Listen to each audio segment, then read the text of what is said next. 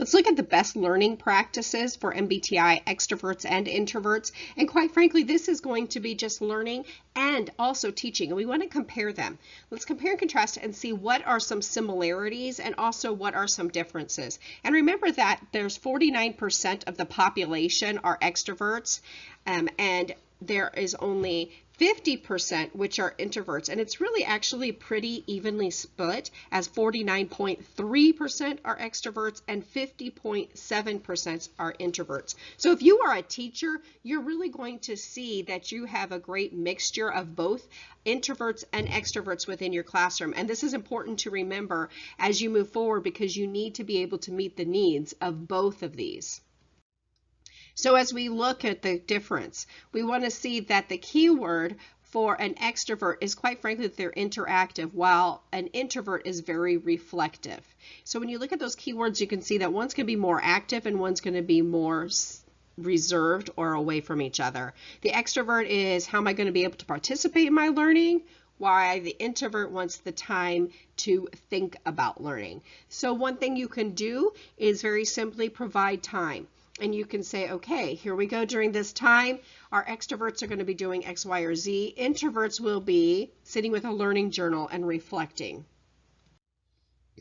So here are some other differences. Our extroverts are active, verbal, frequent breaks, active participation.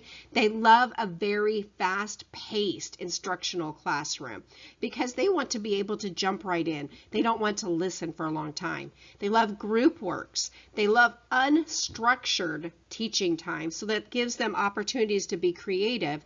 And also they like unique teaching methods. Anything that's going to be new or innovative is really going to be exciting to them, as well as discussion and games. But we have also, in contrast, these introverts. So in your same classroom, although your extroverts are going to need this kind of a interactive environment, your introverts are going to need a non-interactive environment. They need quiet. They need reflection.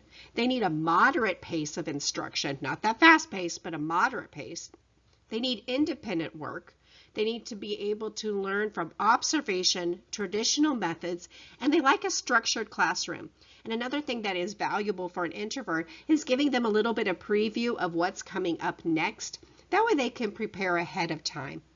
One thing you're going to notice about your introverts is that if you ask them a question, you almost need to count or to give them a space to think before they answer, whereas an extrovert is going to jump out and say something right away.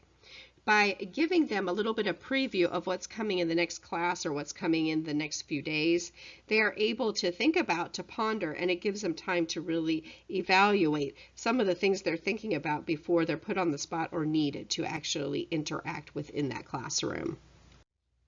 So let's look at some of our similarities. They look at a cooperative learning environment. And again, this is really going to fall to the feeling or thinking part of their personality, but you're going to find that this is pretty much going to work for any personality type. Field trips work for most personality types. Creativity, practical application is important, as well as visuals and some problem solving. One of my favorite things to use, and I say this over and over, is the choice board, because as you move on to a choice board, you're giving students the opportunity to choose what they enjoy, what they like, and their best learning methods.